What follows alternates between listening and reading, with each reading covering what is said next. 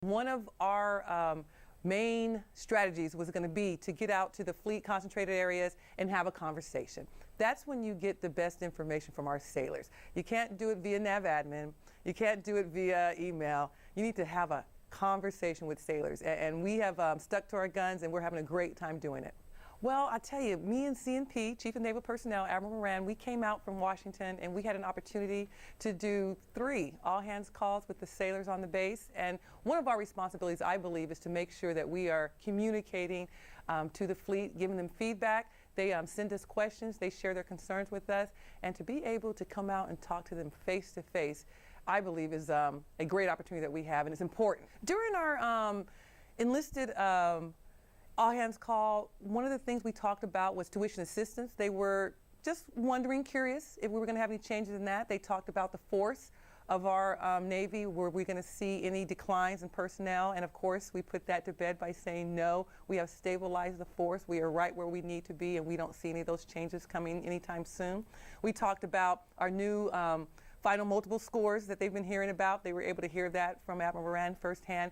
And basically the people programs that Chief of Naval Personnel is responsible for. They had an opportunity to ask questions and hear it firsthand. And then they gave us some feedback with regards to overseas screenings, some of the challenges that they're having when they get their orders in a small amount of time to execute. And we'll take that back and we'll do whatever we can.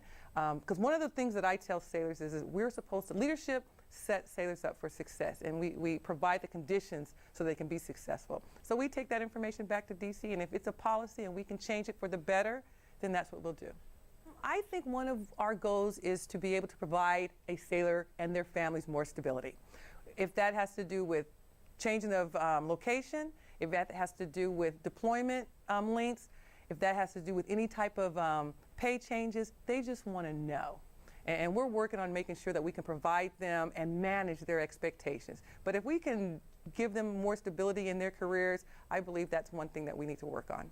I do believe that we have a great Navy, but one of the things that I talk to our chiefs mess about is never, ever, ever settle. We'll always have opportunities to do something better. We'll always have an opportunity to look ahead and foresee something coming, and we need to make sure that we go out and try to solve that before it becomes a problem. So never get comfortable and always look for an opportunity to do something better. I believe our Navy provides each sailor an opportunity.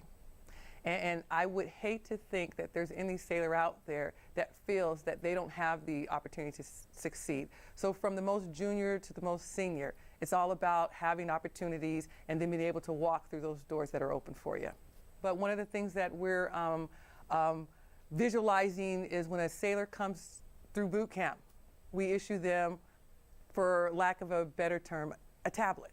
And instead of all these different paper manuals that they have to read and look through, issue them this e-tablet. And they'll take that e-tablet onto their A school, they'll take that e-tablet onto their first command, and we'll develop applications. So instead of them having to look for updates, we'll send them like a banner that says, you have a new update, just like my iPhone does now, and I just push the button and it gets updated. So we're looking at being more innovative. We need to catch up with technology. We're a little bit behind the power curve, but we are doing what we need to do so we can catch up.